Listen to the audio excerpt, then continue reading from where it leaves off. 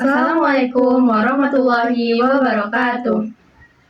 Kami dari mahasiswa Universitas Padjadjaran, Fakultas Sekolah Vokasi, Program Studi Bahasa dan Budaya Tiongkok semester 2. Video ini dibuat untuk menyelesaikan salah satu proyek dalam mata kuliah Komunikasi Bahasa Mandarin Lintas Budaya dengan dosen pengampu di Bigrit Kalakaresti yang beranggotakan saya, Rafina Rizkia Santosa dengan NPM 10, dan saya Saskia Idria Meka dengan NPM 08. Nah, pada kesempatan kali ini, kami akan membahas salah satu topik yaitu akulturasi budaya Tionghoa dalam kuliner Indonesia. Pernah nggak sih kalian mendengar atau memakan makanan yang bernama capcay? Makanan ini sering kita anggap sebagai makanan asli Indonesia. Tapi ternyata capcay sendiri memiliki akar budaya dari Tionghoa. Lewat video kali ini, kita akan membahas bagaimana capcay menjadi contoh nyata dari akulturasi budaya Tionghoa dan Indonesia. Capcay dalam bahasa Hokkien. Kata cap berarti 10, sedangkan cai berarti sayuran, sehingga dapat diartikan dengan 10 jenis sayuran yang dibumbui dengan rempah-rempah dan kemudian dimasak secara bersamaan. Namun, pada kenyataannya, jumlah sayuran pada capcay itu bervariatif. Menurut pakar kuliner Tiongkok, Aji Bromokusumo menyatakan bahwa capcay terbuat dari sisa makanan yang dimasak oleh juru masak kekaisaran pada era dinasti. Kaisar tidak ingin membakar sisa makanan. Alih-alih membuang sisa makanan, juru masak kekaisaran mencampur semua sisa makanan dan sayuran untuk menciptakan hidangan baru. Capcay masuk Indonesia dibawa dari daerah Fujian, wilayahnya menetapnya orang-orang Hokkien. Setelah masuk Indonesia, capcay mengalami akulturasi dengan bahan-bahan yang tersedia di Indonesia. Pada topik ini, kita dapat menggunakan dua teori yang relevan.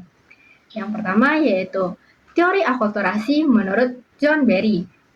Teori ini menjelaskan bagaimana kelompok imigran Tionghoa yang menyesuaikan diri dengan lingkungan baru Indonesia, sehingga menciptakan produk budaya baru yaitu capcay lokal tanpa menghilangkan unsur aslinya. Kemudian, teori kedua yaitu ada teori The Silent Language oleh Edward T. Hall.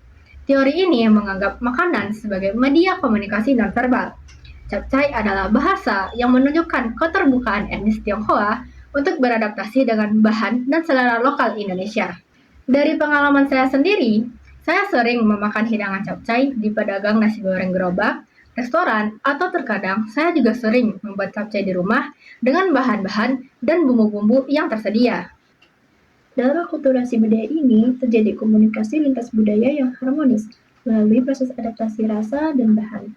Pedagang lokal yang menggunakan teknik memasak Tiongkok atau stir frying dengan api besar, namun bumbunya diubah menggunakan rempah-rempah khas Indonesia yang sesuai dengan lidah masyarakat Indonesia. Di sini, makanan berfungsi sebagai alat diplomasi di meja makan yang meruntuhkan batasan etnis yang ada. Dari hasil survei kami terhadap beberapa responden, sebagian besar mereka tidak mengetahui bahwa capcay berasal dari Tionghoa. Mereka juga tidak mengetahui bahwa secara harfiah, capcay itu berarti adalah makanan sisa yang dimasak dengan menggabungkan seluruh makanan yang ada sehingga menciptakan makanan baru. Hal ini menunjukkan bahwa akulturasi sudah begitu kuat, sehingga asal budaya pun mulai tersembunyi. Meskipun demikian, capcay khas Tionghoa dengan capcay Indonesia masih memiliki beberapa persamaan, di antaranya seperti sama-sama menggunakan bahan alami, menggunakan teknik memasak stir frying, dan makanan sebagai bagian dari kebersamaan. Kemudian, untuk perbedaannya, Tionghoa lebih filosofis dan simbolis, sedangkan Indonesia lebih fleksibel dan adaptif terhadap rasa.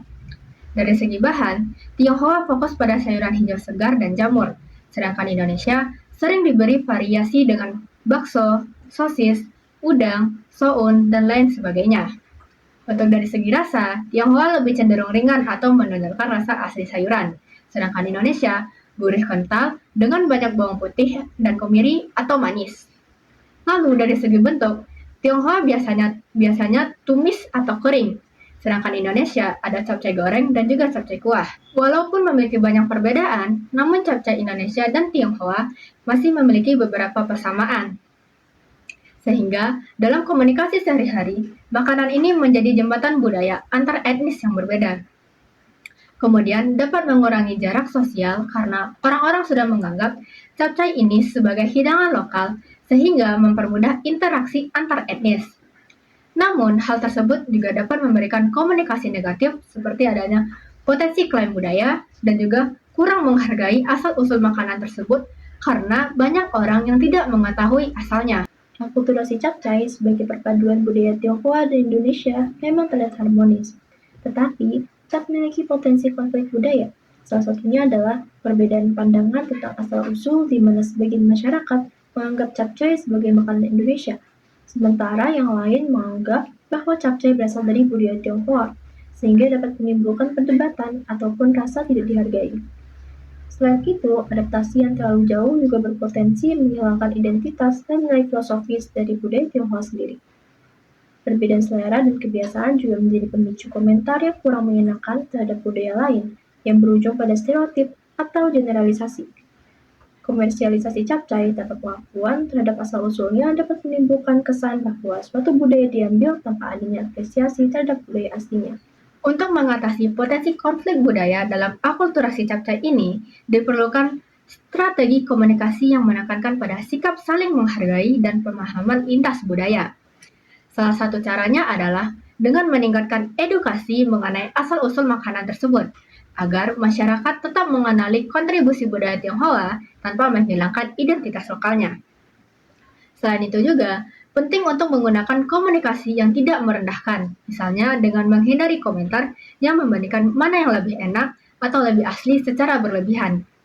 Sikap terbuka juga perlu guna menghargai perbedaan selera dan variasi capcay sebagai hasil kreativitas budaya, bukan sebagai penyimpangan. Dalam hubungan sehari-hari, makanan seperti capcay bisa dimanfaatkan sebagai media komunikasi untuk saling bertukar cerita budaya sehingga memperkuat toleransi. Dan dengan adanya pendekatan yang terbuka dan penuh apresiasi, potensi konflik dapat diminimalkan dan justru berubah menjadi sarana mempererat hubungan antar budaya. Nah, sekarang kita tahu, capcay bukan sekedar makanan, tetapi bisa menjadi simbol perjalanan budaya yang panjang. Melalui adanya akulturasi budaya, kita belajar bahwa perbedaan bukan untuk dipisahkan, tetapi untuk dipadukan. Sekian dari kami, terima kasih. Wassalamualaikum warahmatullahi wabarakatuh.